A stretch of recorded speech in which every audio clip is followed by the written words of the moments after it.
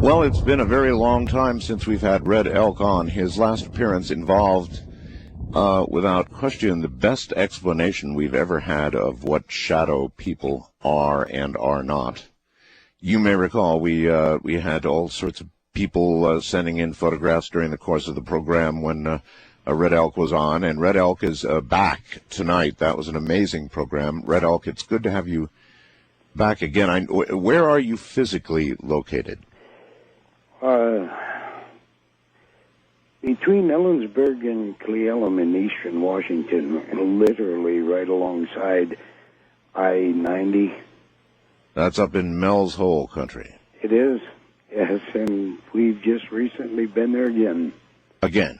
Again. Well, I heard that there was a trek that took place by some people up in that area, sort of looking for Mel's Hole, but that they didn't find it, and they've decided they're going to go back again with a more serious attempt. Is that correct? That is correct. They did find his property, but they did not... Wait a minute, they found Mel's property? Oh, you bet, yes. Yeah, the trailer, everything, and there's a fence with strong warnings on it to keep out. Oh, really? Mm-hmm. And I told him that's it. I go no more. I go no closer. I've seen it. I've been there once, and they're crazy. Oh, really? And, oh, yeah. It, your Area 51 type rigs, you know, those white rigs that would pop up and watch you? Oh, yes. They came. Oh, government... Well, call them government if you want. They're unmarked. And two of them, one blue, one white. And the guy in blue, thank you, government, I say that to them. Why? What? Well, if it wasn't for them, it would have taken hours more to find his property. They parked right in front of the gate to make sure nobody went there. The gate that we've been going to, the place where after many years of not being there, it seemed familiar. Well, it turns out that the yellow gate that I told you of, that's the back road into Mr. Waters' property. And they came by and got everybody's license numbers, and he's sitting there with one of those palm things, I guess, kind of a palm computer. And yes. Well, anyway, they noticed where he was parked across from, about a mile or a little more beyond where we've been looking. And...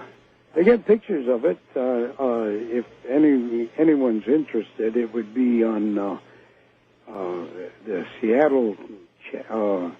SeattleChatClub.org. Uh-huh.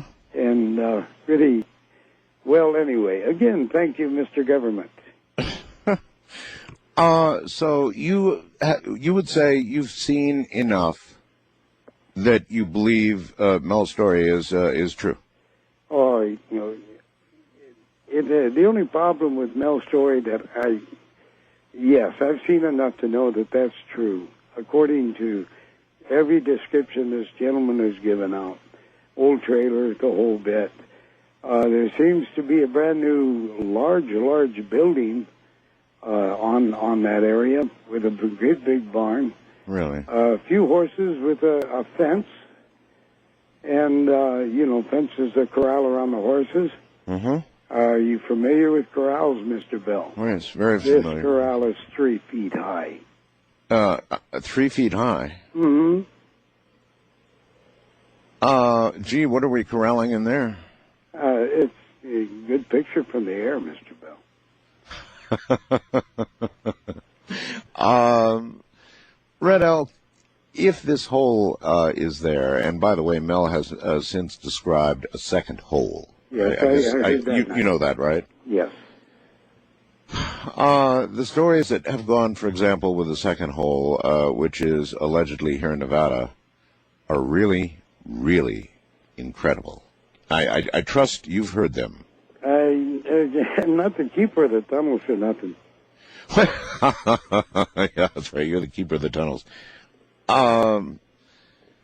How did the second story hit you? And do you think there might well be a second hole here in my state? Sir, every time you find one, you find a pair. They're all over the world.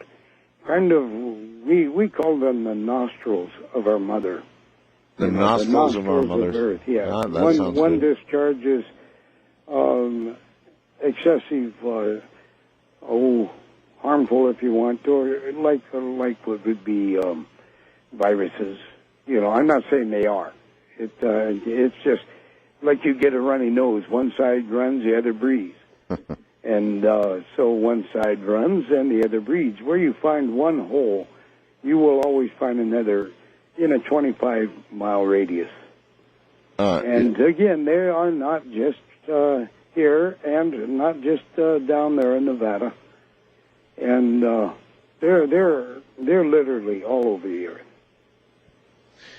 And I guess we might as well go ahead and get the rest of it. You think these holes connect to an inner Earth, correct? Absolutely. And inner Earth with inner worlds within that Earth. Yes, but may I clarify that? Absolutely. Thank you. People have got the impression it's a ball floating inside a ball, floating inside a ball, you know, on and on for 5 below us. Yes. The Earth is dead solid all the way to its core, with giant caves that decrease in size as it gets further and further towards the core. So if deep whalers or diggers or whatever, you know, drillers, yeah. Well, whatever they're going for. Yeah. If they happen to be digging above one of these caves, these are enormous caves, and especially the ones directly below us, they sometimes range 600 and 800 miles long, 200 and 300 miles wide, and in some places almost 3 miles high. All right. Here's something I had happen on my program that I would like to ask you about. Mm-hmm. I had a man call that said, in essence, that all holes in excess of 10,000 feet are classified. And he said that were he to give me any more information on the air, it would compromise U.S. security. So I said, fine, send me an email. He never did. Still, it sticks in my mind that he said that, and I wonder if you think there might be anything to that. From my information, it goes quite a bit above 10,000 feet. But at some point, Red Elk, is there a government clampdown classification that occurs? Yes. Why? No.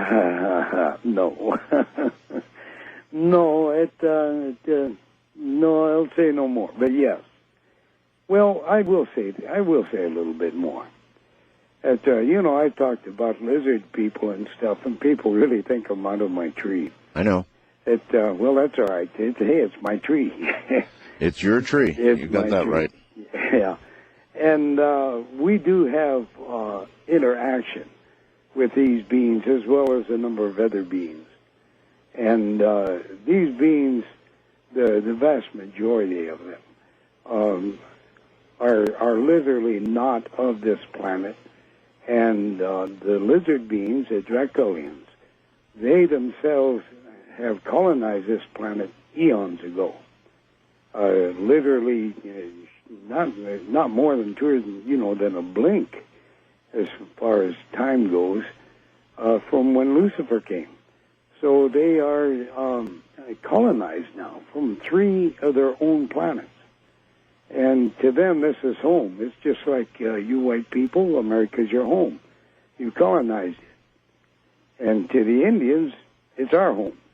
We took it from you, right? Isn't that the way it went? Sort of, kind of, yeah. Sort of, kind of? Sort of, kind of. At least sort of, kind of. So, I guess most people, they want to know about what's below us. They want to know about these creatures that are not really human, that we can't call human. The origins of these creatures, I mean, have they always been beneath our Earth? No. They came shortly after Lucifer went in. Well, that's a long time. That's a long time. Lucifer's been down there for a while now, I think. And if you really want to know their workings, which is, first off, allow me to say they are humans. They just don't look human. Humans are people that have souls, all right? And all humans, no matter what planet they come from, no matter what they look like, are humans of their planet or soul bearers. And so they're human. They're our brothers and sisters, just as you would be considered a brother or sister of each other because we look like two-leggeds. So we have some sort of loose relationship to them? Very loose, yes, but it's going to get pretty strong here shortly. It's already getting extremely strong. It's just they don't run around and show their face to the general public, but it will not be that way long. So there's about to be a connection between those below and those above. Oh yes, and others. Perhaps you would like to describe how that will occur. In other words, what will happen? Hold. Pretty interesting stuff. I cannot tell you how because I do not know how. I just know it is to be. The interaction is going on every day. When you say soon, then? Well, soon, within 25 years, well within 25 years. Okay, well, that's still a while. Yeah, but I go from different times, so yes, it would be quite a while, I guess, to we two-leggeds of this earth. You understand, of course, that the average, person, when they think about what you're talking about, that is the beginning of interaction with lizard people here on the surface, or I don't know, maybe we'd go to them. Either way, that kind of interaction would be really frightening. Well, again, the frightening part is the fact that we are interacting every day through shapeshifters and half-breeds, and you're not aware of it. And so far, the only way that I can nail one down, really nail one down, is having a photograph of that person. And especially in the shape-shifting end of it, a half-breed. Okay, exactly what would you look for? Well, if you had a photograph... if I have a photograph, it looks like somebody cut out a cardboard cutting like they do in the movie houses showing Burt Reynolds or God knows who, and they stick it there in the auditorium. But only a photograph reveals that. By percentage of those photographs that you get to see, and those people you see casually or not so casually, how many do you see? I've only seen one in photo, and that's because I don't run around with a camera taking pictures of crowds. Uh-huh. It just happens to be one of the half-breeds that I deal with, and this guy's was doing pretty good, but he would change without being aware that he's changed. I wasn't aware. What do you mean was? You laid a past tense in there on me. Well, he, in his normal two-legged walk upon this earth, he's a half-breed. And you take a picture of this gentleman when he's in this mode. And he looks like any other picture of any other picture, but they're so fast at shape-shifting, so fast at pulling out the essence of the being himself, the one that's half-breed, and slipping in full bore, that like a walk-in, what is called a walk-in, and it happens so quickly that 1 minute the one that is there, and the next minute you still think that that's that one, but without a photograph, you don't know. Well, have you ever managed to get a photograph of anybody in the middle of this person, in the middle of shape shifting? Well, first off, you're right. It's a person. But no, I haven't. Although I have seen them shapeshift, I just haven't got a photo of it. In other words, somebody is sort of halfway here and halfway there. I don't know. Well, it's a strange deal, but they're good at this, and there's a lot of interaction. You rub shoulders with them yourself, and I'm not aware of it. I'm sure of it because there's that many running around here. I have no doubt of it. I rub shoulders, I'm sure, with, the way I talk about all this stuff on the air, my friend, I'm rubbing shoulders with all kinds of things. I can feel it all around me, always have been. Well, you can feel one now, another nut on the air, right?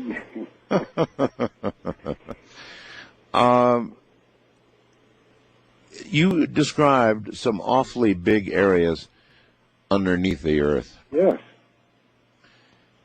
Would there be a tactical advantage, for our military? A spiritual advantage? What advantages would there be for us to get down into these areas and make contact? Well, like the long walkers that I spoke of before, the advantage is escaping the width effect that is going to go on very soon, and that's started, not too long ago in the first place.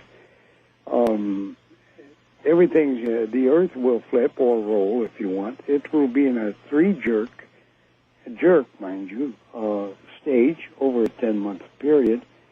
And Sweden will end up being the South Pole, and if you have a globe, put your finger where Sweden is, put it above the South Pole. And you're saying that's where the North Pole is going? That is right. Yeah, well, that's quite a flip. Red Elk, hold on. We're at the bottom of the hour.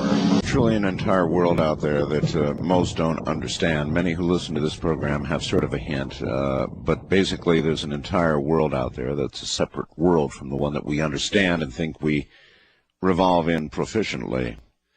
That would be the world of Red Elk. Here he is once again. Now, you're saying that you have information that is prompting you to come on the program tonight and talk about, you've said all of it, meaning, I guess, for us, for humans, is coming down. What exactly do you mean? Well, the Creator has got everything right on time. Everything is planned. Everything is working into His hands. Everything. People are worried about your weather shifts, your changes, and so on and so forth. There's quite a bit to worry about in that area, Red Elk. We just had 84-mile-an-hour winds scream across the desert Monday, and there's destruction all over the place. The weather is really turning on us, but you say that's but only the beginning, eh? Oh, yes. To me, I believe everything started in 1996. It could have been earlier, it could have been later, but that's where I put it. And it's just going to get worse, but understand it can be changed. It's only the greatest probability. All right, let's nail down what it is you're talking about. Well, all right. One word, Armageddon. Armageddon? Yes. The end of the world? Oh, no. The end of civilization. The world won't end for another, somewhere until around the year 4000. Well, the end of civilization, that's... As we know it, yes. That's big enough. And when all is said and done, and we'll get to whatever is going to do this here, I'm sure, shortly, after Armageddon, what will the world be? A mess. And it'll take 30 or 40 years for those who survive it to get back on their feet again. I'm asking what kind of world it will be. And I understand mess, but I mean... Well, you'll be lucky to find 2.5 miles of highway that isn't broken up. That'd be a mess, all right. Almost every tree, animal, plant, and water will be gone or poisoned. Yeah. But this is one reason that I'm ordered to teach what I've been ordered to, so that the knowledge that the medicine people and the red people have considered it to be sacred is put out, so that the survivors will have that knowledge. By learning now, it will pass through. Some people will remember. Do you understand that a lot of people wouldn't want to live in a world like that? They'd rather not be alive in the world you're describing? I do, and I also understand people. Too many people, they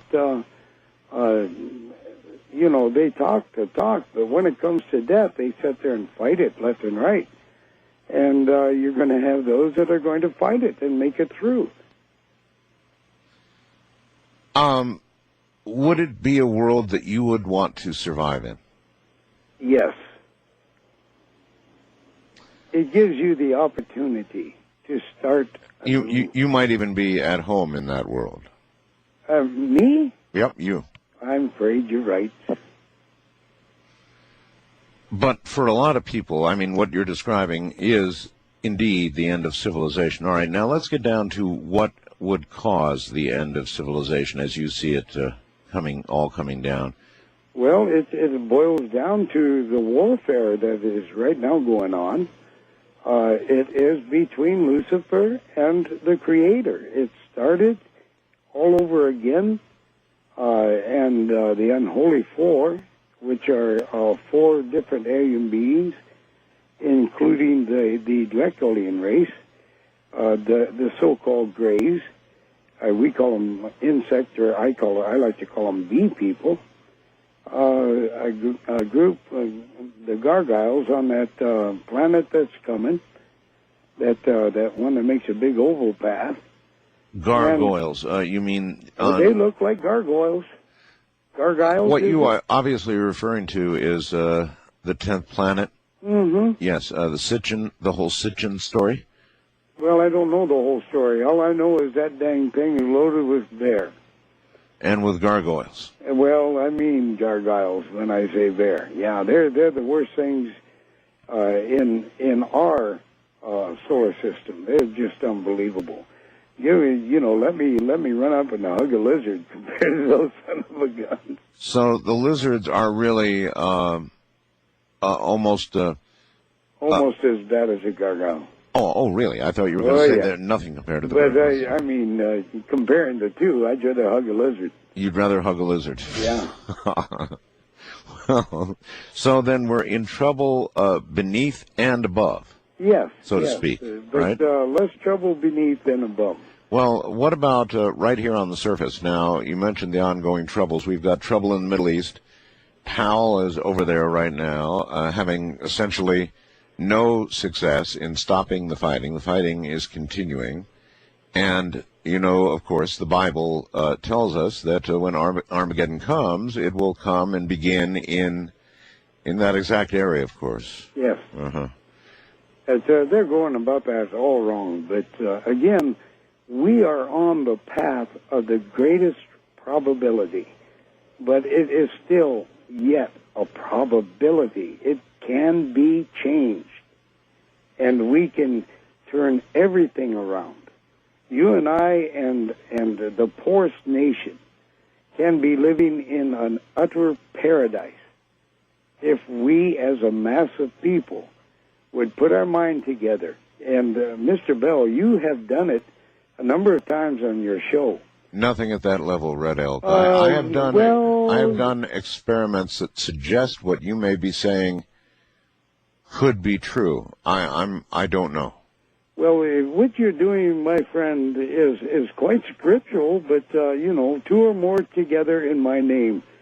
And I'm not going to say that the name of Christ, I mean, I'm saying it, but you got to remember what that two-legged being was. He was love on two legs.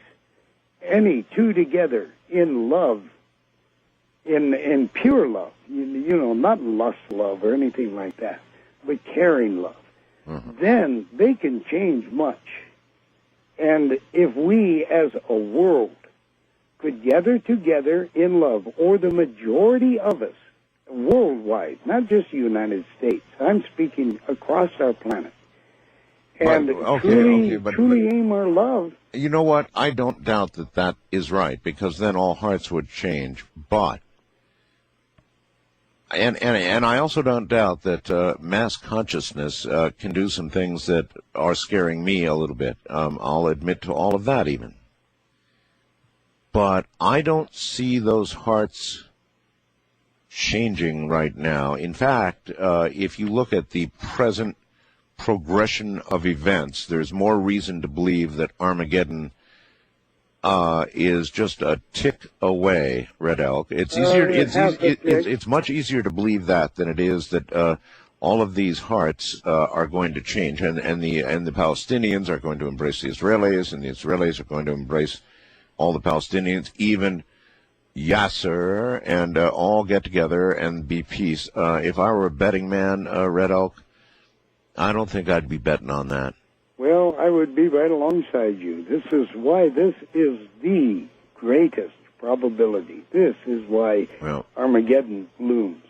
But, again, it can be changed. All right, but if it is not changed, which I'm sorry, Well, pragmatically, I consider much more possible, then what is going to happen?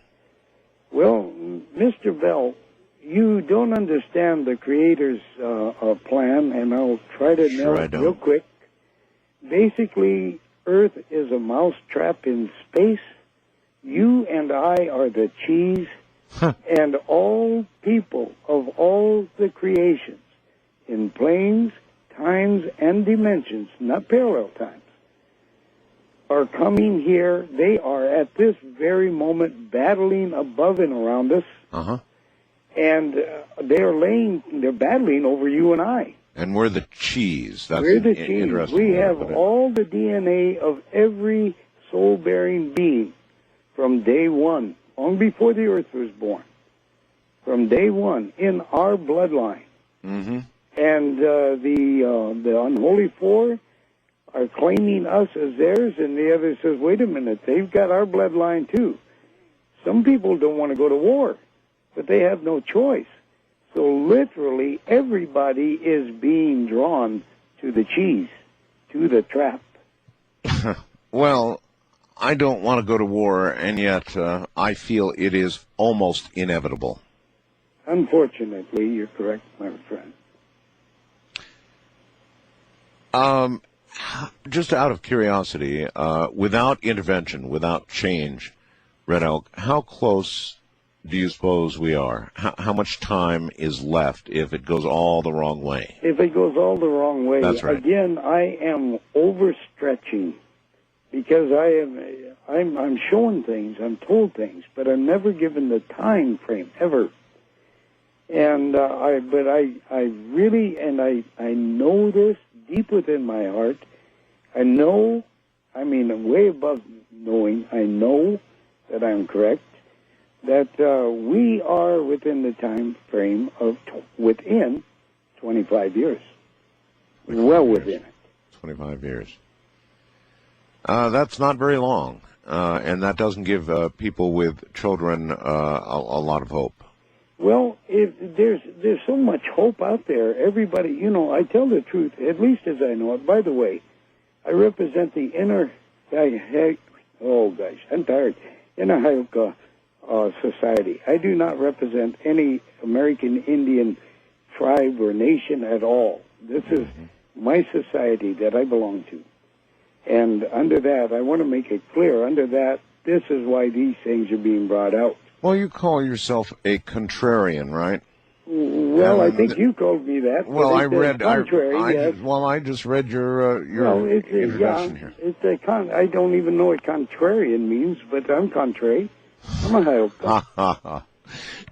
You don't know what a contrarian is. One who is totally opposite to the status quo. One who. Well, okay, we call that just contrary. It's that extra one. You got a contrary nature, huh? Oh Lord, yes.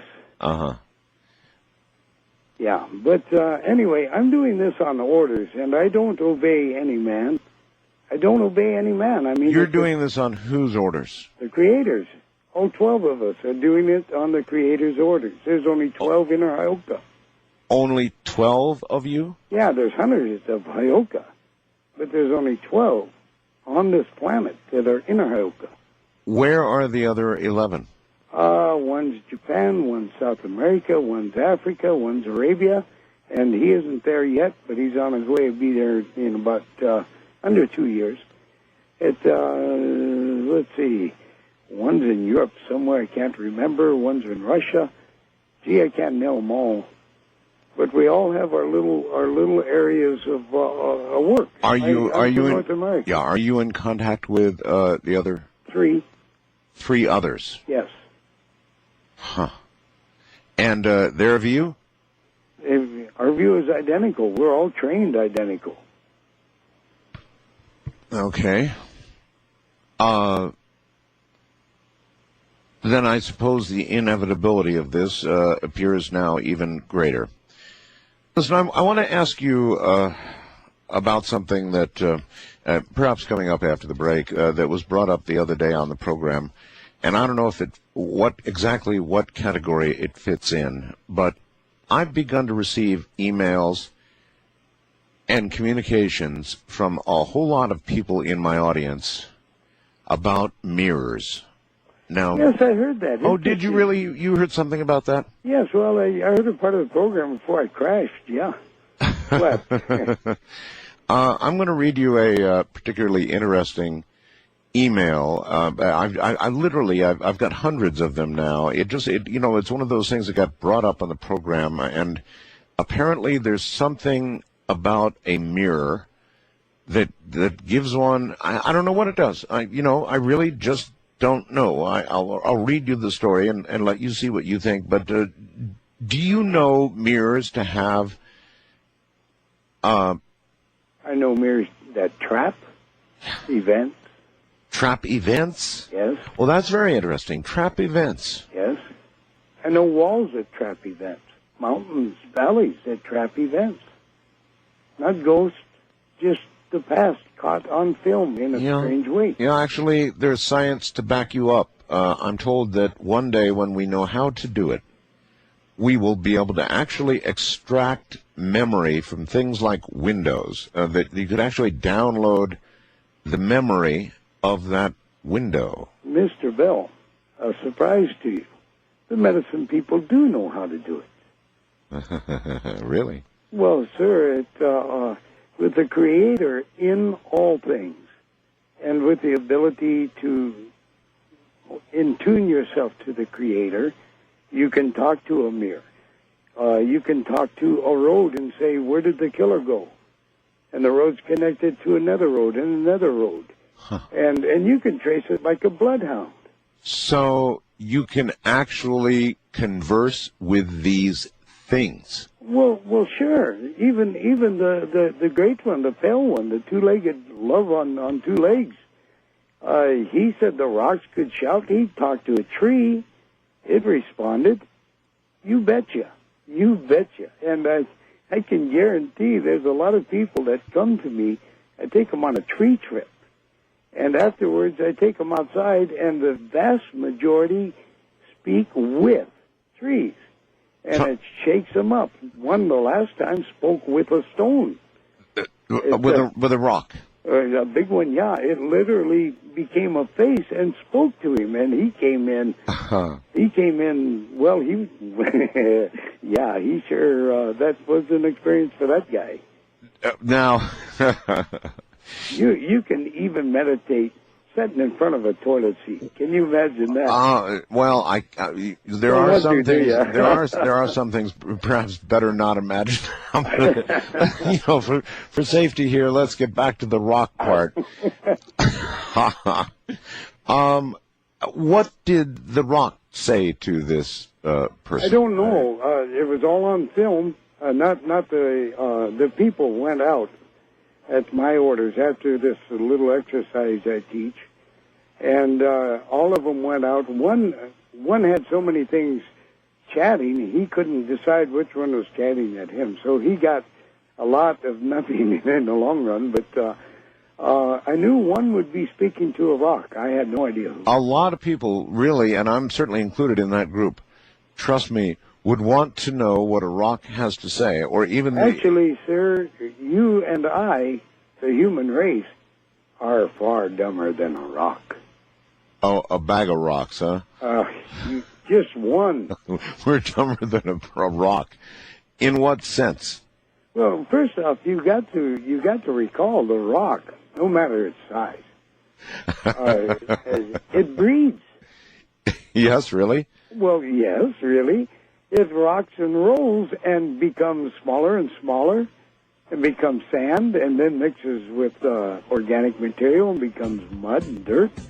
And then along comes a volcano and it grows up again And it starts the whole process again. And there, ladies and gentlemen, is the life of a rock, which is no doubt where we have derived the expression, life is a rock. Right, I can't leave this rock thing for a moment. I do have something on mirrors, but I really, of course, that when you begin talking about this kind of thing, even though theoretical physicists are now beginning to say that things have memory, and that memory one day will be retrieved, I mean, that's right at the very edge of our theoretical physics in hard science right now, Red Elk. But here you are saying... Because they are white and they're just starting to learn.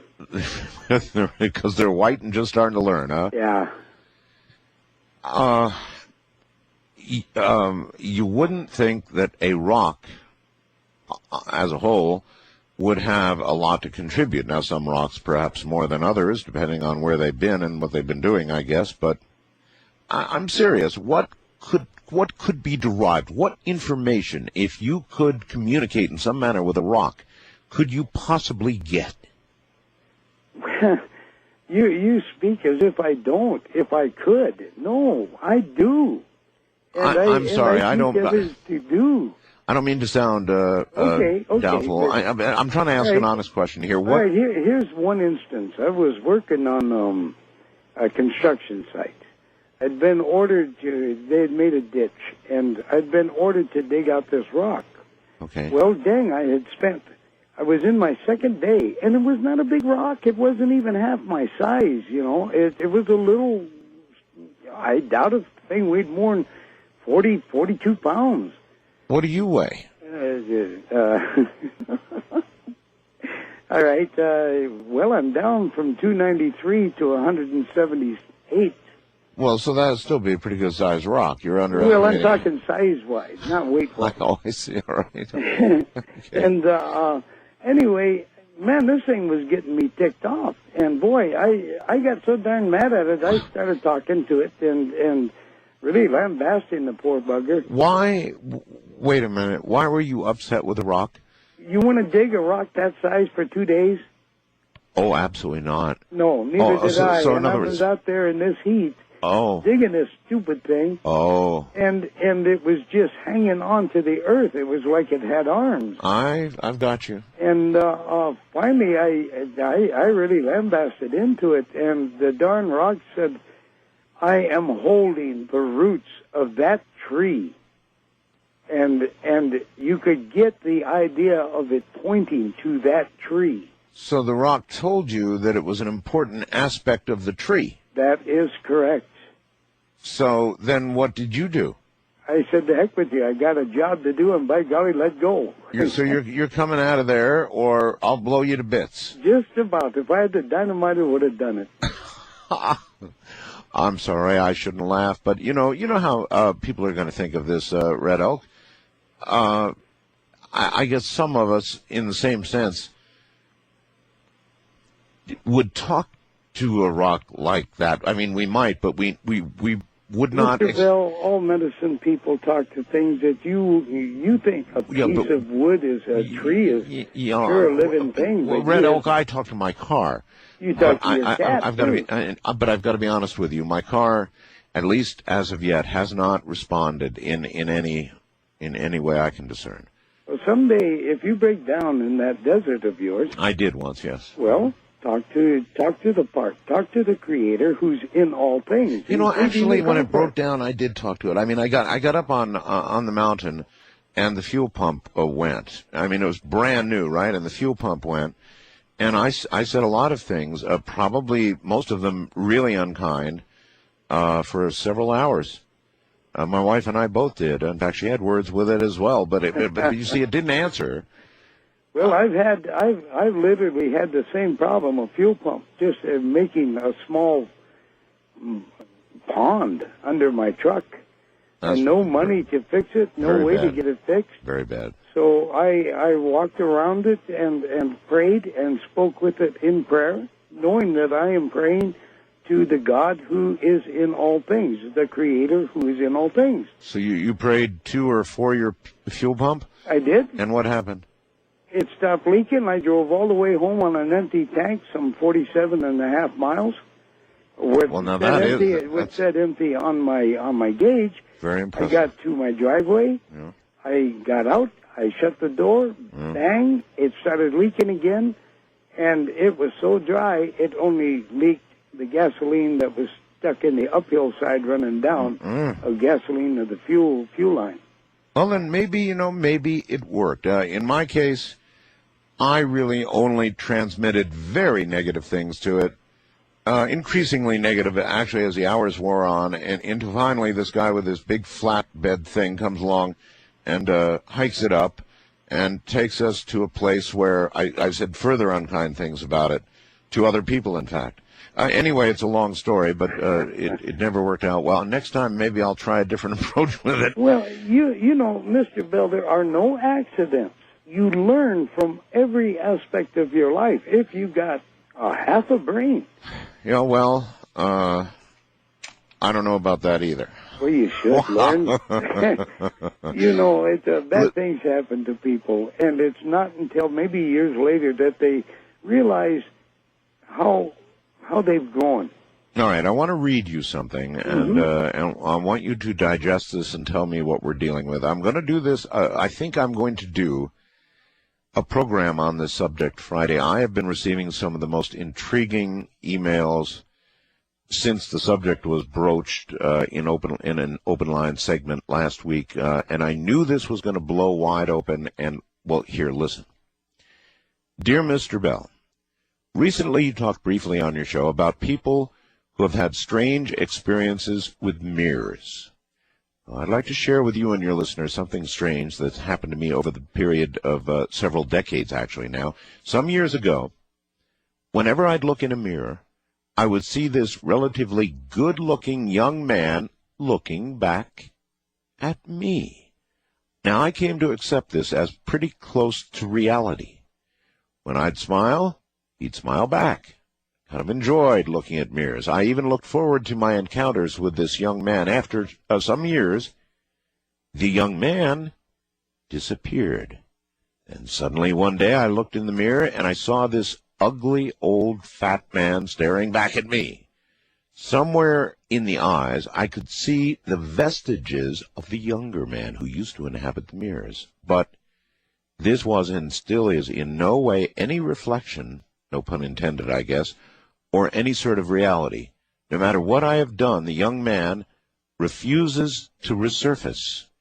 I suspect he's been kidnapped by the shadow people, or perhaps fallen into Mel's hole, or maybe even been led astray by the whisperings of Ramona's cat. But it's my cat, actually, but it whispers to her. But for some reason, he refuses to return. I've not mentioned this strange set of events to more than just my closest friends. The ones I've dared share it with have suggested that maybe my problem lies closer to home. One even suggested plastic surgery. Of course, you and I know the problem actually lies in the strange happenings inside my mirror.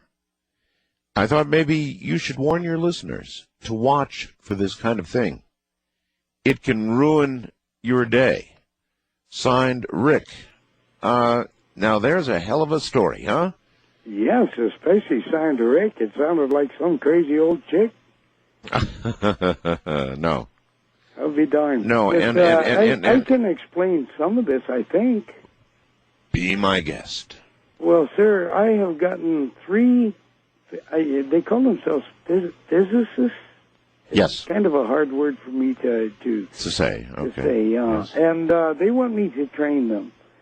And I was talking to one, and we got on now this will take just a bit, but we got on to talking about dimensions and what our Earth is doing, getting ready to flip. It's causing a vibration and stuff, but nevertheless, and it's changing us. It's making us blurring our mind. Okay.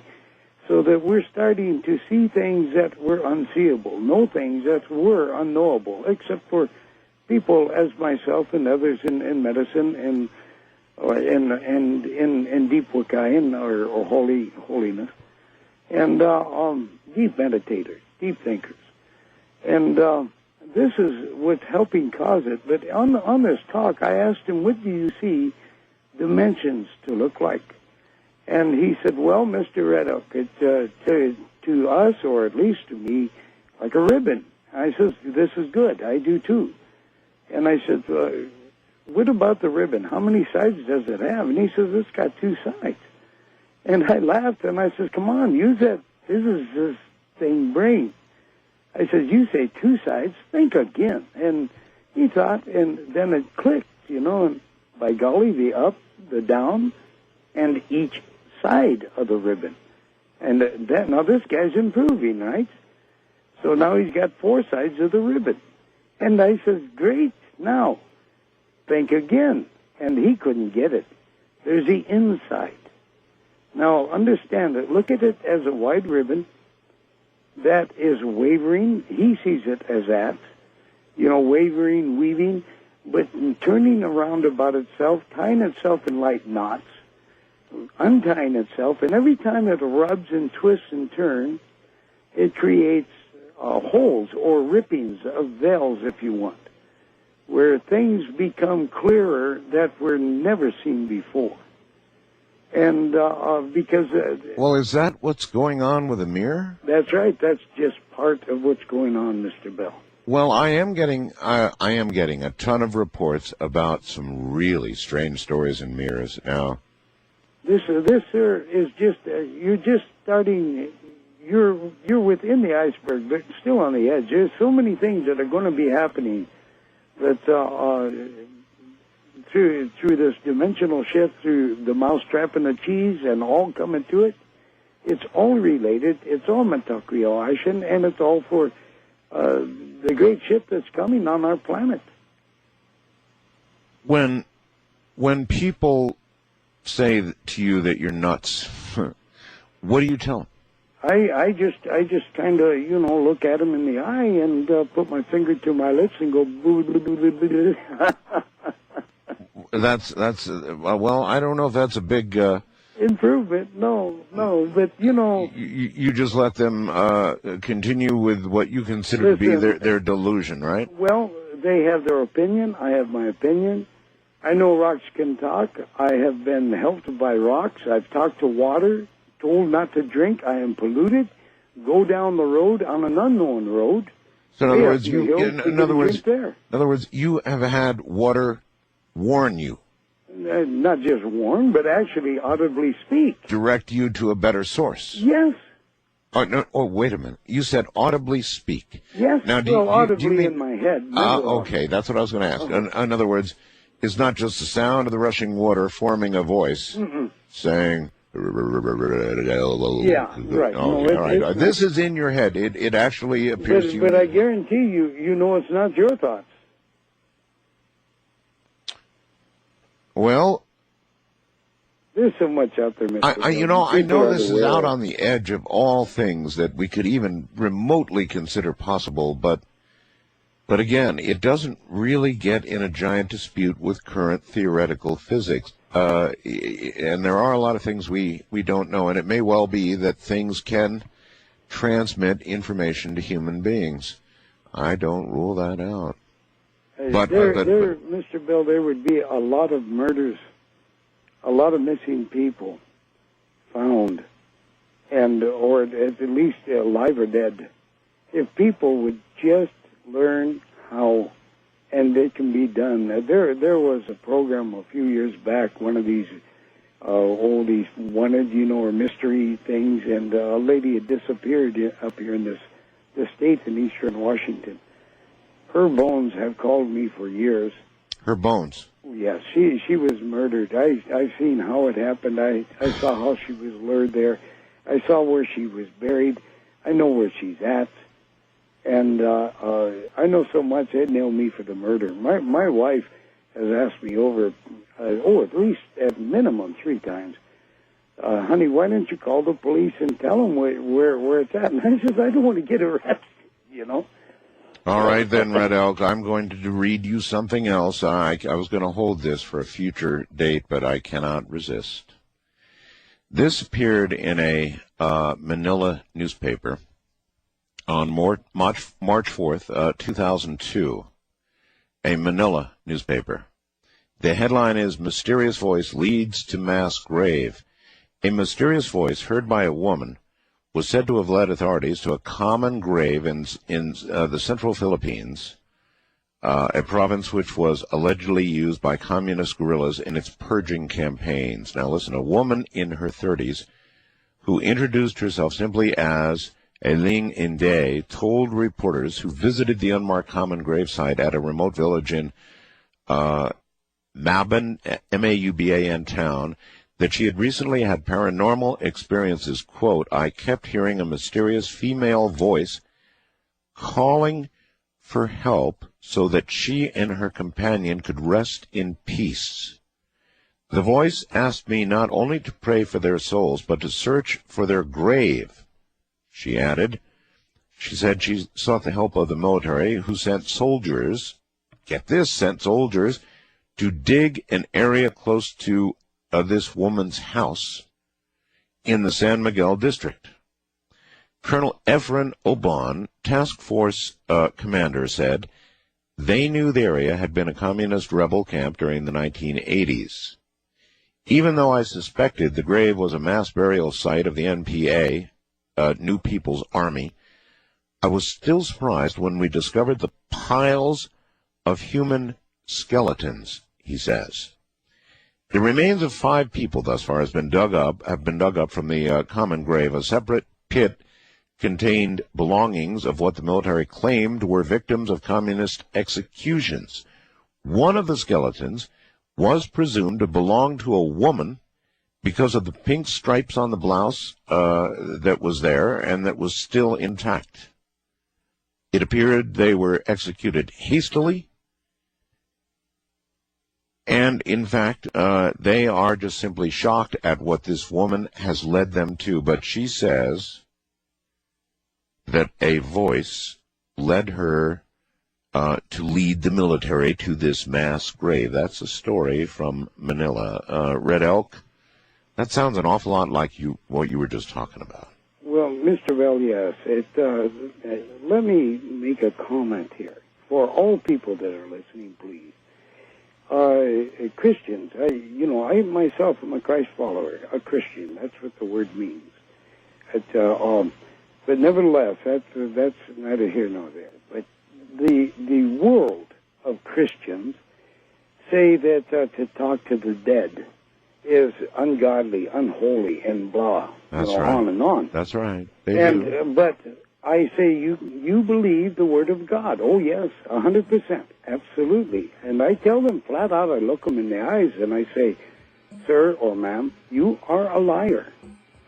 Because Christ said, follow me.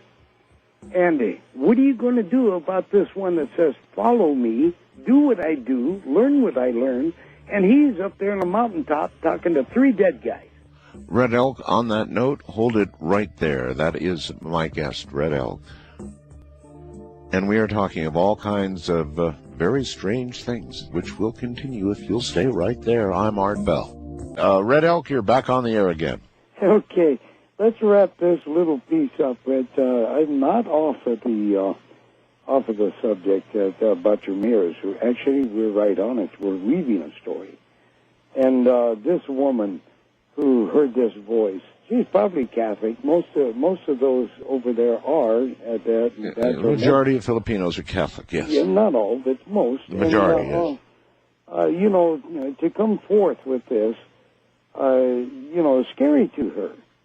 And I was mentioning, what are you going to do with our two-legged love, on our mountaintop with talking to 3 dead men? The fact is, and this goes to the whole thing, the fact is we're not to call up the dead. If they show up, what are you going to do about it? You understand? Oh, yeah. The Christians have got it. Oh, they're burying themselves because of their stupidity. But don't I make friends. But nevertheless, the mirror and things like that, all of this, the voices, the mirrors. Why would a mirror? It's all this twisting and turning of the ribbon and the ripping of the veils and the vibration of the inner earth. Yes, but just out of curiosity, Red Elk, why would a mirror be a doorway to see or hear things that you cannot otherwise? What properties in a mirror? Beats me, Mr. Bell. All I know is these things happen, and they're going to get far, far more bizarre. There are going to be more and more of them, huh? I almost said bizarre. Bizarre? That's the word I'm looking for. Bizarre, it's going to, yeah, on my website I speak of this. So hey, get ready, folks. We're in for a change, and you can't help it. You're either going to turn like a green reed and bend with what's happening, or stand there with your back straight and bust off. There's a big change. We're in it. It's not coming. We're there. It's just getting stronger. Well, I do believe that. We're in the middle of a change, all right, and the weather appears to be leading the way. Again, I go to what's going to happen after all of this change occurs, and what kind of world we're going to have, and what kind of people are going to be the ones that are going to make it from here to there. I take it it's going to be a relatively small percentage compared to the my math is correct, sir, 10 million on this earth will be left. Yes, all right. Well, there are presently almost 6 billion people on the earth, if not by now more. So if you're talking about a few million, maybe 10 million people surviving, that's almost everybody dying. Mm-hmm. But of those who do make it, Red Elk, dire as this prediction is, what kind of people are most likely to make it? Sir, every race, every creed, every color, and a mixed mash from rich to the poorest. It is almost like throwing lots, and snake eyes comes up out of 400 dice at one time. So you're saying that there is no particular kind of spiritual person that's going to make it, and it's going to be a virtual Noah's Ark of a sample of almost everything on Earth. Yes, that's what I'm saying. Isn't and that only interesting? those that go through it and survive are those that the Creator has chosen. What will happen? You'll have 30 to 40 years of pure survival, deep survival, picking up a rock to hit another rock to make a knife, not knowing how to nap it, into a sharp edge, but just busting rock against rock to cut. People in time a big city will be 16 mud huts like in Africa, made up of mud and what little vegetation they can find. But that means that everything we now know, our big cities, our industrial might, our military might, our infrastructure, you said roads would essentially be gone. You'd only find short portions of them. What is it, Red Elk, that could do this kind of incredible, unbelievable damage? The same thing, my brother, that took down the city of Atlantis 2, not 1, down there in the Bahamas. Number 1 is under ice in South Pole. The main Atlantis was an island country stretching all the way across, most underwater. It now or under ice, and it will be Earthship or. First-time callers, area code 775-727-1222. And, guys, my lips are dry. I understand. Take a good deep. That's all right. Take a good deep breath and take a drink of water. I got a good old Pepsi here. Do you mind if I take a sip? No, Hang on. Right ahead. Go tell somebody about that great CC radio. I got 2 of them. I just wish I had modern ones. You have 2 CC Yeah, radios? I got one of them rock and roll wind-up. It looks like a great big old giant that would be lunchbox with a handle on the side. That would be a Bajan radio with a crank, yes. Yeah, I love it. And so do the people that come. We go out into my lodges and just crank away, but it doesn't last quite as long as they claim, and so I do it on commercial times, just to make sure I don't, have it dead when you... I see. You're getting into a hot hot area, and the dang thing dies, you know. You've got to crank for about 30 seconds. Yeah, you crank like crazy, I think. Now, the earlier models, you may have an early model. Yeah. The new Super Bajan radio will give you... I can't afford it. Once a year, my wife and I, when income tax comes in, we make an agreement on what we can buy and can't buy. And I got one of those a few years back. And then I got this one. Oh, a few years back. Oh, well, there you are. You've got one of the very old models then. Yeah, the newer models. I love one with that flashlight. Now listen to me. Now the newer models, with the LED light, will last in fact 35 minutes for 30 seconds of cranking. That's how far the technology has come since you bought yours. It works. I know. I know. You've obviously been using it for years, so that tells people how long they last. That's amazing. Yeah. And then I got one of those that bring in all stations, and I'm living in a little 8 by 26 foot camp trailer. That's home. And I've got a great big expensive stereo thing here, and I have to string wires across the ceiling. I still can't pick nothing up worth a darn. But I turn on that other one, and Lord Almighty, I'm a third of the way across the United States. Well, this is 2 days in a row I've had unsolicited testimonials from my guests. Well, you got another one. Yeah, I tell you might spend the loot, but it is worth every penny. There you go. All right. Red Elk, back, if you don't mind, to the inner earth. It's something people are really interested in. I have a question for you. Red Elk, if I have an opportunity to go to Mel's Hole, to go to this second hole here in my state, described by Mel, should I go, or would it be dangerous? Well, sir, it's only dangerous when the military owns it. And it's only dangerous if you happen to fall into it. Well, yeah, but short of all of that, I guess the military doesn't have this one yet. That's what I've heard, right? Give them time. But I did hear, as I'm sure you heard, about this weird hole down in Nevada. Well, yes, this thing that fell into the hole, the dog that fell into the hole, or went into the hole, and what came out of this animal. Well, first off, there's a magazine called Spectrum. SPECT. I think I've heard of it, yes. Yes. They interviewed me, and I fell asleep 3 times reading my own interview.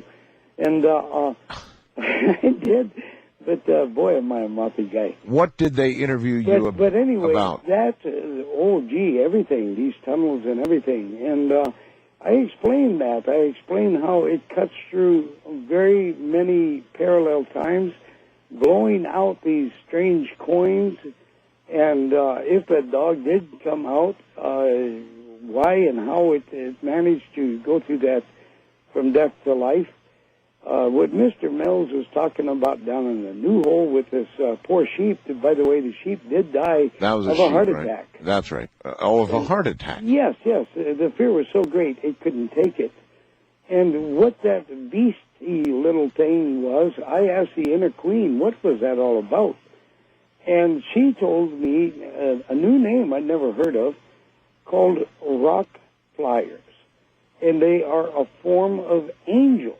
Say the name again, please. Rock flyers. They literally live in stones, and they are a form of angels that she claims, now I'm only going by what she's told me, are the totems or the angels of the fairies and gnomes and stuff, and literally the same totems that our Indian people carry. They come from inner earth. A totem is not a totem pole. We're speaking a totem or a protector. See, we didn't have the Jewish angels with wings and white looks. The Creator didn't leave anybody alone. He knew what we could accept. And anyway, she said what Mr. Waters had, and it's not his name, but anyway, what Mr. Waters said or happened was a strange being coming up. She said this is extremely rare. It happens just a few times in many, many centuries. This being, but whatever it is, yes. But whatever this was, almost like the movie Alien, yes, emerged. But it was an angel, sir, that took the opportunity, a rock flyer angel, that took the opportunity to get up out of the inner earth to face Mr. Waters, to heal him, and then jump back in, or dive back in, and become the rock flyer again. It literally took on the opportunity, and it came out strange, but, and she claimed this is extremely rare, and she could not emphasize that strong enough. But She's not crazy. But she believed it. Well, this is the inner queen. She better darn well know it.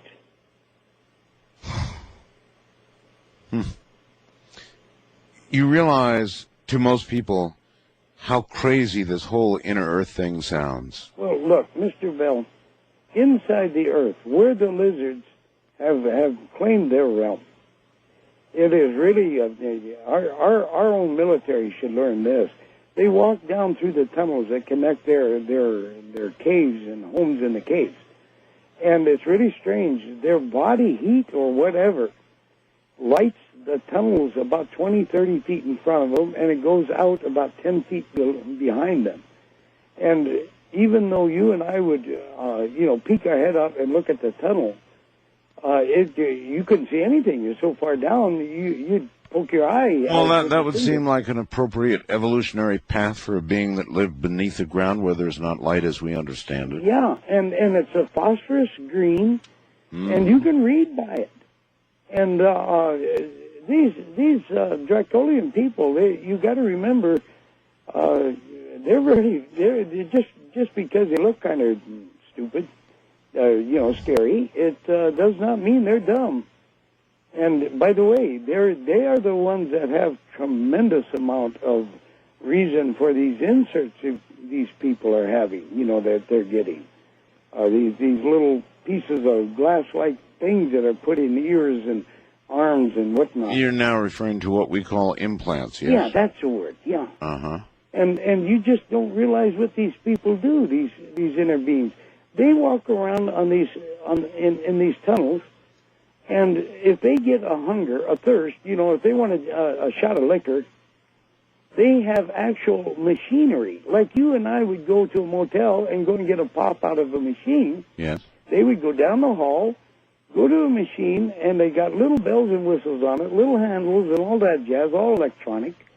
And they can see above Earth and spot the one or more who have these inserts and cause problems, and they suck the energy, the fear, if it's a rape, they get the fear of the woman being raped, for instance, or if it's a bombing at the school. Man, I tell you, these people are causing more trouble than you people have any idea about. I don't doubt it. I mean, we know they suck on this like you and I would suck on a straw with pop. Yeah, we know that there is an evil force that appears to be acting upon certain people. Now, others would say, oh, no, it's just the will of man. But really, in some cases, it's so far out, and what is done is so impossibly awful and evil that it's pretty easy to imagine there is an external force acting to make this happen. Well, the funny part about it, Mr. Bell, is the fact that these people, and they are people, they are soul bearers, these people believe, and they do, that they are God, big G. And as God, they can do anything they want. They do not believe in God. They do not believe in Lucifer. And yet they do not know that it is Lucifer who is pulling their chain. They are one of the first, these unholy four are one of the first of his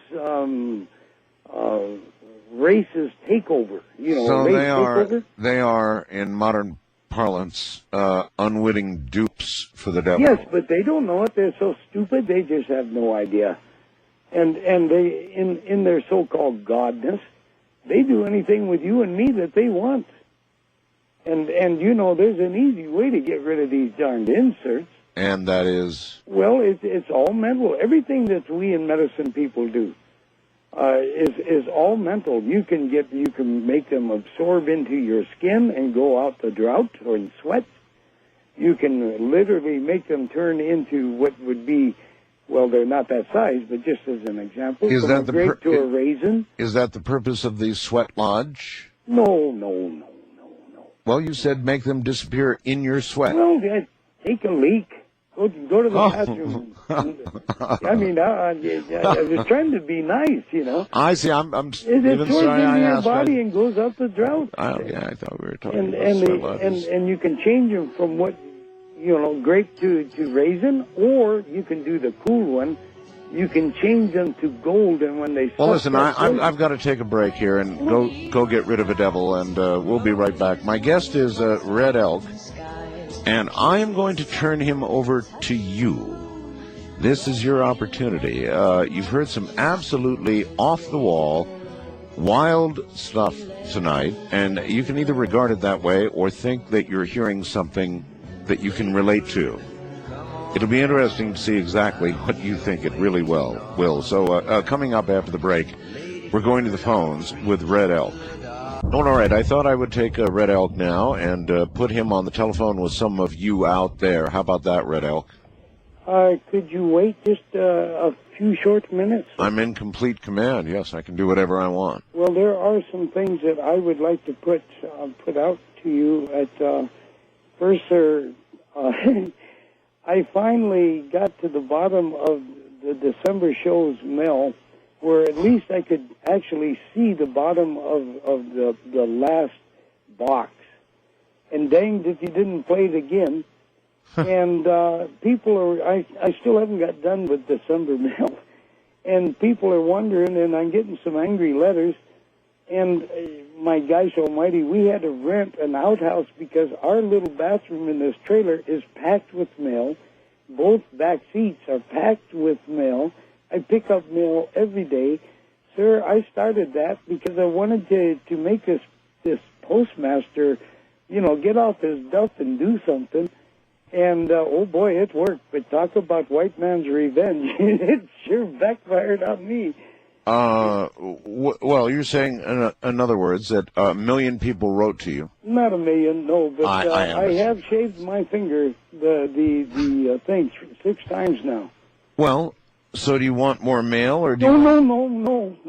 No, you don't. Gosh heavens, no. I got a website, and I'm getting it on the website now, and I'm trying to answer the mail on the website. I see. It's not letting me get to the mail there, and I've got prisoners, the Hyokas that are not Indians, that are looking for help, and I put them all aside so whenever I get a break, I can write one letter, hit my little button on this God-given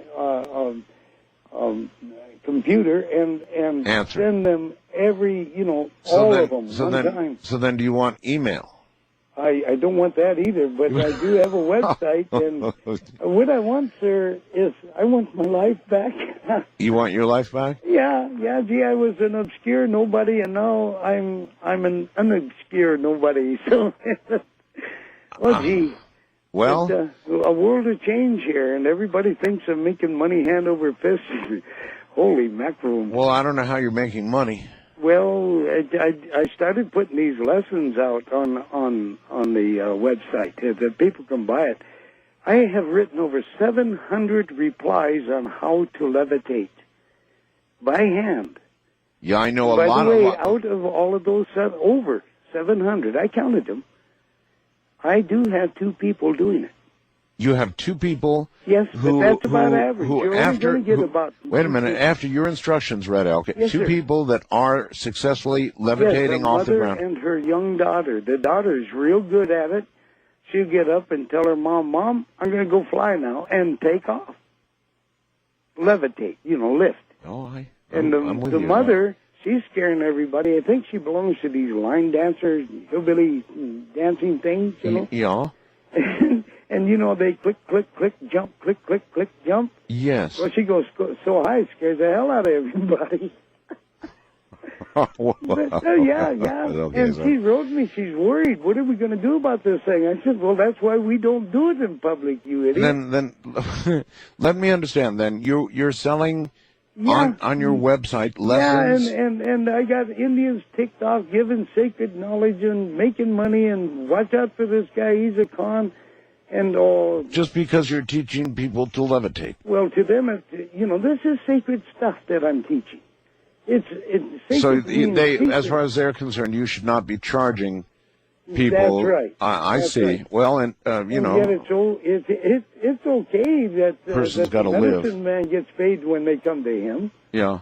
And That's a good I've point. got thousands coming to me, and they can't afford to come here, and they want to learn. I didn't know there were so many people that wanted to grow spiritually.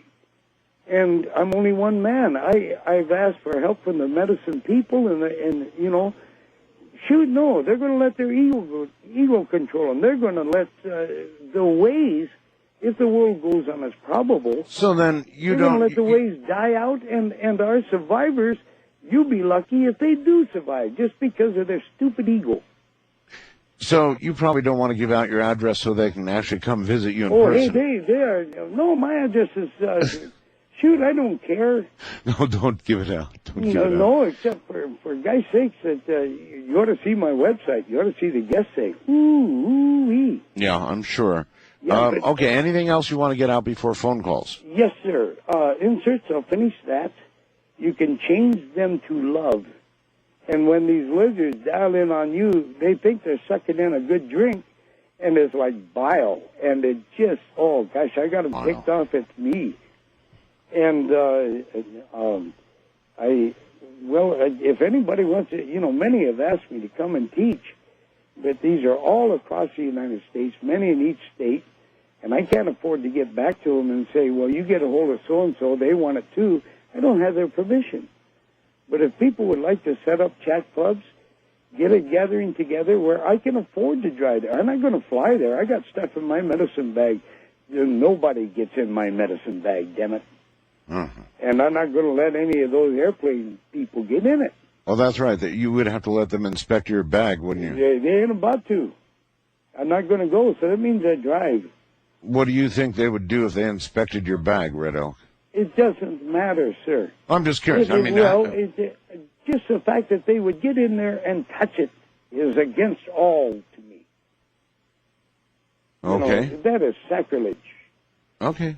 All right. A lot of people. Now, listen. A lot of people want to talk to you. Okay, real quick. All right. You ready? No. Chat clubs, if anybody, and please think of this. All people, start envisioning what you want the seventh generation ahead to be like. Envision it. Look what the good you want your seventh grandchildren's to be. Envision it now and work towards that goal. Now let's go.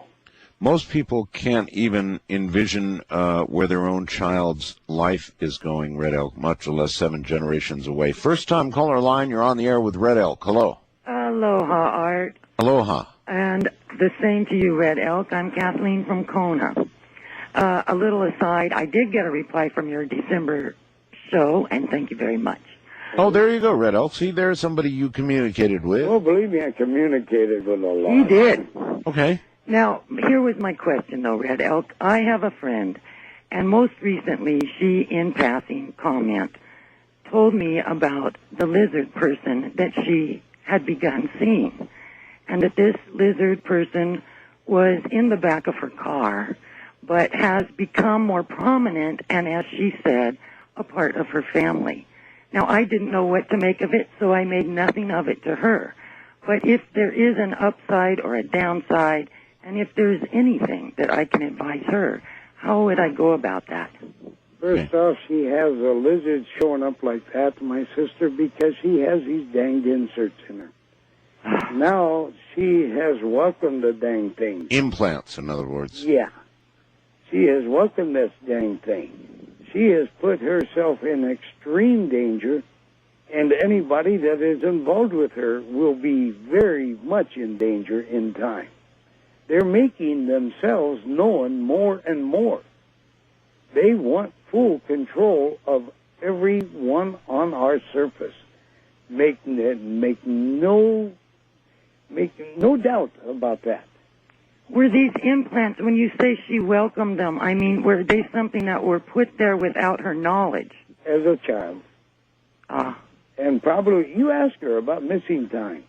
Many times. The majority of these people, I would say 100%, that have missing time have these implants. Mm-hmm. Thank you, Mr. Bell. Is there anything I can do as her friend? Yes. What? Or what I told you. To pray. Pray is, honey, prayer works. All right, let's try this. Thank you, ma'am. Go ahead and give that a shot. In the meantime, Red Elk, I'll bet you know Pamela Stonebrook, don't you? Mm-hmm. Never heard of her. You never heard of her? No, sir. Okay, Pamela Stonebrook is somebody I initially interviewed some years ago, Red Elk. The one with the painted hair? Yes, Red Elk, the one with the painted hair, okay. who's having an ongoing physical, sexual relationship with a lizard. Mm-hmm. And enjoying it, every minute of it. So she claims, yes. Uh-huh. I tell you, these things, they're horny. They're horny. Yeah, well, that's what she said. Oh, is that right? Yes, it is. But with what you just said about the lizard people, it doesn't sound like, she's hooking up with the right kind of lizard. There is no right kind. Well, there you go. So you would say that she is doing a very, very dangerous thing. Yes, she sure is courting fire. And I'm not talking hail on her head. And she is, oh, geez. But then again, she's partly controlled. I'll bet you on it, Mr. Bell. Implants? I can look at a person and see the inserts and point and touch it and say, have you been hurting here? And, well, gee, yeah, for many years. It's a danged insert in implants. Implants, yes. All right. I see these things in people's bodies. I understand. Wildcard line, you're on the air with Red Elk. Yeah, I've got two questions I'd like to ask. About 3 years ago, I had a dream where the world was, it wasn't so much engulfed as just a wall of flame went around the planet, and the only people that survived were the ones that were in touch with the so-called animal side of them. Would there be anything to that dream, or was it it would be it would be so true, sir. It's the next time around, my friend, which is very shortly, this world will come close to being destroyed, mostly by fire. And consider when the Earth flips, all the electrical wiring that's cracking around live, starting fires, people with candles falling, starting fires. We got a mess ahead of us. And only those who are spiritually in tune with the Creator and all things, including nature, these are the ones that can make it. I'm not going to say they will. I say they can. Oh, and the military that are running down into the holes. My other question, is it possible that someone would be like one of these half-breeds that you're talking about? Because I've always felt deep down that I was what the Old Norse or the Vikings called a berserker, which means bear man in their language. And would they know it, or would it be possible that they'd be a half-breed without knowing it? Yeah, that's a good question. Could you be a half-breed without being aware of it? Yes, and being a half-breed and being aware of it and just being bewildered because this is crazy. Mm-hmm. Yes, sir. Your answer is yes. It is quite possible. Well, again, you realize that there are a percentage of people out there, Red Elk, and I can tell by looking at my computer screen, who understand what you're saying and do grasp what you're saying, believe me. And then there's another percentage that think you're crazy as a loon. Well, sir, I say this. Believe not a word I say. Stick around. You'll find out, or learn to check it. Okay. And then reject or accept. But don't believe anything I'm telling you. You make up your own mind. You're going to find out in the long run. East of the Rockies, you're on the air with Red Elk. Hello. Art? Yes. Red Elk? Mm-hmm. I want to thank you for sharing the Native American wisdom with us. Well, I tell you, my brother, I thank you for that, but the American natives, the other half, I'm a breed, remember, the other half aren't happy with me at all. Well, a lot of medicine people say the same things that you've been saying. And I want to ask you about the Hollow Earth. Mm-hmm. What about these these lizards? Some of the UFO researchers say that they're from other planets. Yes, originally, and they still are. This is a colony. How can they be stopped? A lot of people have children. They want a good future for the young generation. Hear me. How can they be stopped? Bad entities be stopped? My friend, there is a way, and I'm a danger to them, and I'm in deep trouble, even Sharon. But in the long run, the Creator is going to let the spring on the mousetrap stop them. That's why we are here. We volunteer, even though we don't know it. We volunteer to be cheese, bait. And everything is going to know, once again, there is one Creator, and that Creator is love.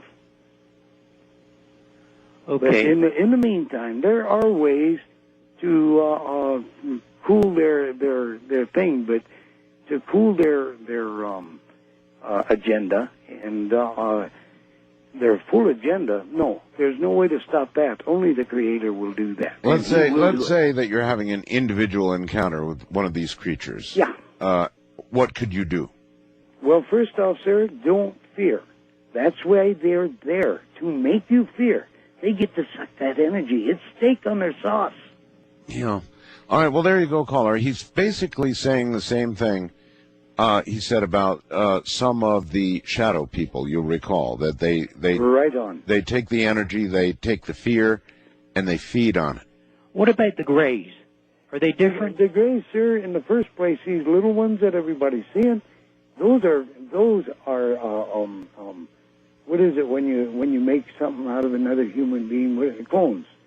And they're grown plants. They are not humans. They have no soul. They are literally made by the last of the true Greys, which look like them, are taller, lankier, much skinnier, bigger head. And they have no soul. These are created beings, created by... They're thinking plant beings, just as most of their crafts are made out of plants and can expand or extract. Come in little at 16 feet, go out big at 200, 250 feet, full of our ores. How do we waken the news media and the respectable people about what's going on? Oh, I don't think you're going to do that. They're no more ready to accept a lot of what you've heard tonight than the man in the moon. 80% aren't ready to accept what I'm saying. They're listening. I'd say that would be even a conservative figure, 80%. Believe me, a lot of people are not going to be willing to buy into this, but I know that a lot of others are. And personally, I'm not sure exactly what to believe myself. I'm really not. We'll be right back. Once again, into the night with Red Elk. So, Red Elk, in terms of communication with you, what you would really like is for people to go to your website, right? Well, yes, and if they're going to write a note, keep it very short. If they're going to ask a question, please, I'm a one-finger typer. I'm really cramped in this trailer, and I'm left-handed, and I have to keep my hand to the side because there's no room to move. I've got stuff. I'm sitting on about a little 2.5-foot area that's uncluttered, and my type, the type things there. But for those who are interested, I'm assuming you're going to ask me what it is. Well, I assume that your email is probably on your website, right? Oh, yes. But go ahead and give it.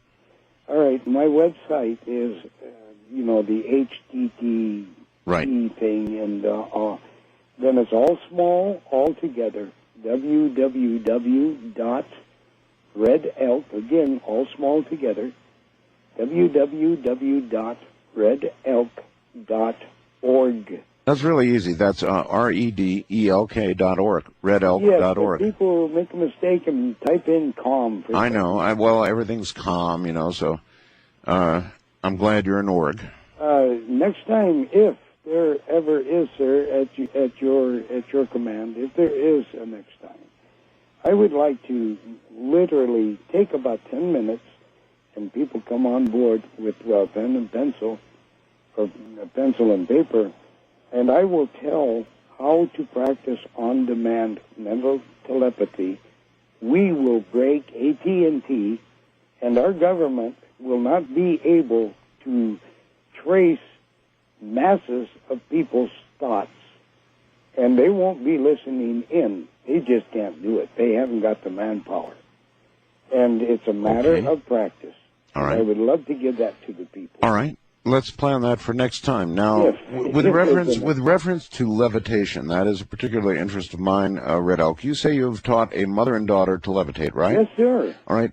What do you think the chance is that this mother and or daughter would be willing to talk to me? Well, I could ask them. Would you please? The chance, sir, is totally up to them. Would you please? I would do so. Okay, ask them. You know how to get in contact with me. I'm not sure. I wrote your phone number down, and hey, this trailer eats things, man. I don't know where it's at. We're going to talk after. I'm going to give you that method, so your back's going to be good, bro. Okay. All right. Here we go again. First time caller line. You're on the air with Red Elk. Hello. Hi, Art. Love you and love your show. Thank you. It's a pleasure to talk to Red Elk. Anybody who believes in the creator of love is just cool with me. I was very much in agreement with Mr. Elk's message that we are presently in a very negative reality. I mean, we can figure this out just looking around us. And that this can be transformed into positive reality of peace and love through prayer. Mm-hmm.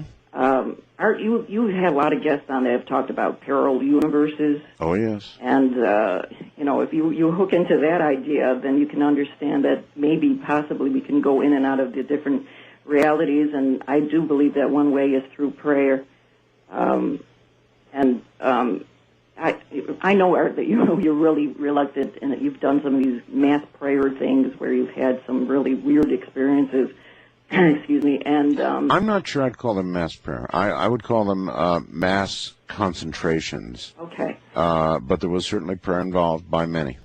Well, a lot of people do refer to prayers. It's basically when you're putting your attention on something, and most people, when you're doing prayers, you're asking for something. No question. However, what you have to be careful, you're right when you said, you have to be careful what you're asking for. You might just well get it. Yes. But that's where you can always add the little addendum and say, in God's will, if this is God's will, because even Jesus Christ, when he was, told he was to die on the cross for our sins, said, if this is your will, take this cup from me. Mm-hmm. But otherwise, I will do your will. So we can always ask for a prayer, but we can always certainly respect and be humble enough to understand that it's always going to be God's will. Yes, but I think he does, a lot of this reality is created by us. And you have talked about that too, Art, how, even Sean David Morton was talking to how our perceptions of reality come to be. And a lot of that's karma of a country, karma of thought, karma of peoples in the past. That we make it all happen. Yeah, and so, when you're even talking, Art, and saying things like, I can't picture this, so much of it is imagining. You have to imagine what's wonderful and what's good and what you understand to be good. And I'm not talking about just on a personal, selfish level, although it really ultimately is personal and selfish, because I think ultimately we in our hearts and in our souls, we all want peace, we all want love, we all want those good things. It's just when the politics and the individual greed gets in the way that it becomes distorted. That's right. So I don't know if Mr. L could talk about if he has anything like a kind of a group prayer meeting. I don't know if he does anything on the internet or... honey, boy, would I love to see it, but there is a problem. When people have a group unity, let's not call it prayer, group unity, where two or more gathered together, you know what they mean, in heart. Mm-hmm. If it's done on a regular basis, it becomes rote and therefore useless. It should be done, and it needs to be done. We need to close these ozone holes, and it can be done by mind caring about our environment, or about our very lives. Mm-hmm. And many works can be done. It's more than just envisioning Mr. Limbaugh getting better in his hearing, and what a miracle that was. And or Mr. Bell with his back, things like that. It's we can do far greater. We can help heal our own planet, and we, my sister, can also change our greatest probable. Even though it doesn't look like it's possible, look at what one man did for the whole planet. Oh, yes. And, gee whiz. It always starts with one soul, doesn't it? Hmm?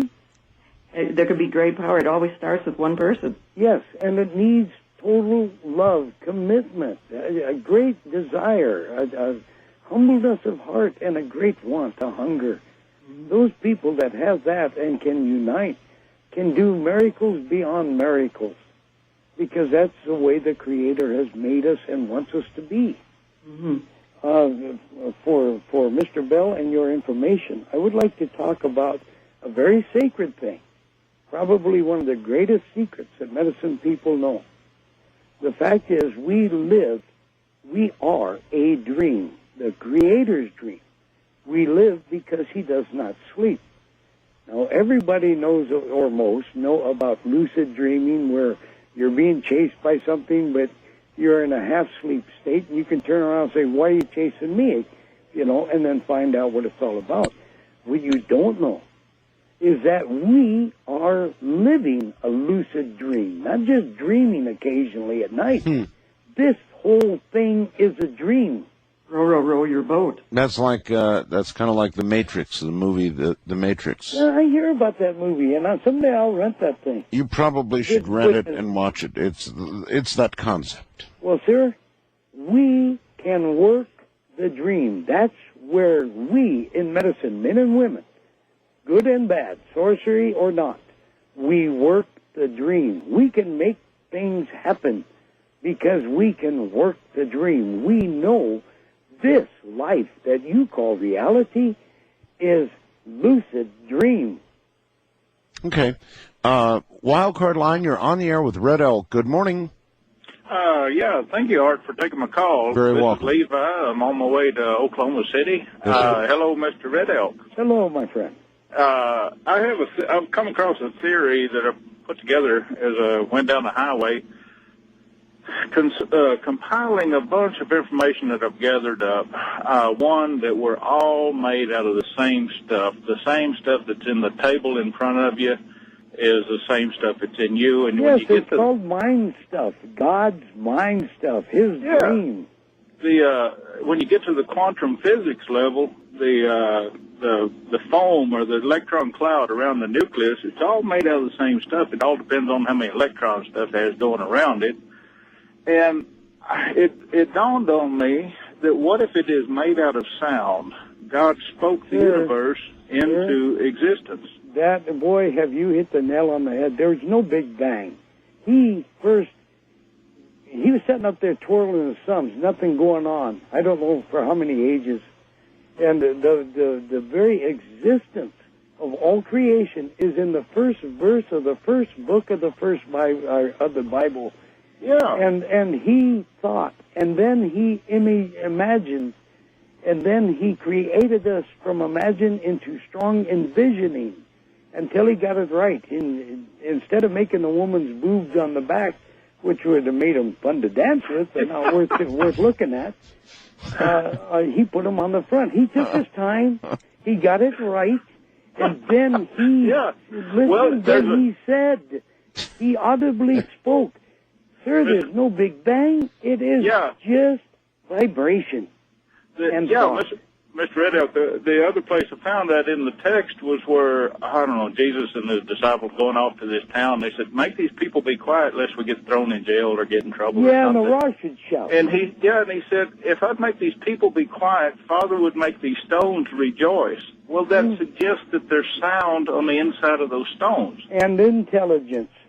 Yeah, and intelligence. And you were speaking about, y'all were talking about talking to rocks earlier. And having the rocks talk back. Mm-hmm. Well, a lot of us talk to, whenever like Art was mad at his car, or half of the communication, you talk to something, but the other half is listening to what it has to say. Now, Lord, can I inject here? Sir, Yes, sir. when your wife and you head off for the trip, she thinks, oh, my gosh, did I leave food for the dog? Did I water the plants? And, well, let's go back, and you run back, and lo and behold, the dog's got no food. Yep. The plants need watering, and they say, thank God, I remembered that. No, sir. They were called by the plants and by the dogs saying, you've forgotten us. Right. There was something the last caller touched on in imagination, and you touched on it earlier in the conversation. And the imagination is there's a very powerful law tucked away in it's right at the Tower of Babel over there. God said, now nothing that they have imagined will be restrained from them. And It says, ye are as little g, gods. We cannot be God, but we can be godly. We cannot be Satan, but we can be satanic. We cannot be Christ, but we can be Christ-like. And if you had the faith of a mustard seed, you can move a mountain. Yeah. And we in medicine do this. We have learned to work the dream. I would really like to learn from you. I want to look around on the website when I get time to find out how to get in touch. Hey, I'm raising all kinds of. I'm getting as controversial as Mr. Bell. Yeah, this man is really something, isn't he, caller? Yeah, he is really good. There's a lot of truth in what he has to say. I appreciate your call, sir. Thank you. Very careful, friend. Take care. East of the Rockies, you're on the air with Red Elk. Hello. Marcus from Kansas City. Yes, sir. Hey, it's a pleasure to be on tonight. The more I listen to you, I have to thank you, sir, Mr. Elk, for speaking the word to us tonight, and I love you for that, the scriptures. And I'd like to ask you a question concerning the Christ, the Lord. I've chosen not to use the name Jesus because I've done some research, and it just seems like to me it's wrong. It really wasn't his earthly name. And I wonder if you, and I've noticed you haven't used that name either. I was wondering. Sir, it doesn't matter. Jesus, doesn't matter. Jesus, the Christ, whatever you want to call him. That man was the walking example of what love can do. Well, who can argue with that? Call him love. As a Christian. And I think that's pretty awesome, and you're an exciting man.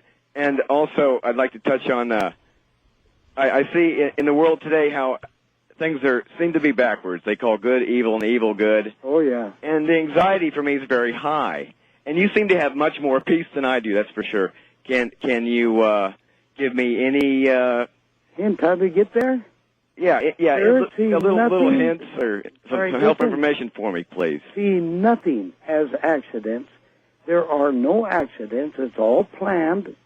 See nothing as bad. Even your baby getting raped and ripped, and that's bad. But in the long run, it brings people.